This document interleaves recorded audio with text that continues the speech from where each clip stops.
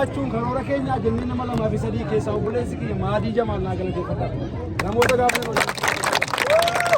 Hussein Tuqqaan, Hussein Abbaaduulaa, Widdina Sheetuu, Hussein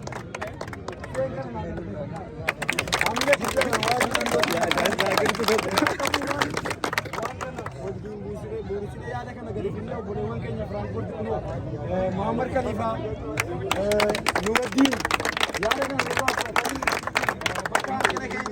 fedhiidhaan nama garee kana keessatti hirmaachuu qabu akkuma seera federeeshiniitiin namoota kutaa biraarraa Oromoos ta'ee Oromoodhaan alas ta'ee seera jiruutti fayyadamnee garee kana ijaarree gadi baafnee jirra. Kun ka'umsa nuti ammoo waan kana isinii rabbi wajjin ageenye malee namni direedhaan taphatu qofti haamilee barbaada. Waa hedduu jira, maallaqaan namoota nu bira dhaabbatan jiru, waa hedduu nu walgartan.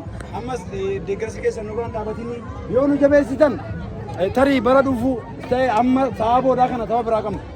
Amma nuti 16 keessaa 8 keessa gallee jira.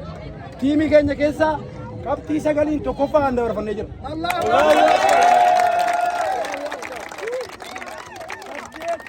Afur dhufu arra galgala kana naannoo sa'aatii 10 keessa tura 7 keessa taphannaa. Amma saamileen keessan nu wajjin jiraatu. Yoo arra saamileen keessan bifa kanaan kan dura nu wajjin jiraattan ammas 8 keessa 4 dhufna. Kana inni guddaan isa sadarkaa amma jiru kanatti nuti gammadaadha. Yoo nu wajjin jiraattan haamilee yoo nu taatan kana caala hojjechuu dandeenya. Bara dhufu garee kana oli ilmaan Oromoo hundi ijoollee kutaa Jimmaas ta'e kan biraas kan fedhii qabu hunda hirmaachisu waan gaarii tokko gadi baasuu dandeenya.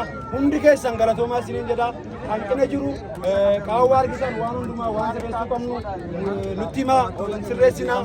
Wantoonni tokko tokko kana gidduutti badan isin jiraatu namni hojjetu immoo waa dogoggora keenya hanqina keenya nutti himaa nu bira dhaabbadhaa walaa jabeessuun isin jedha. Galatoomaa.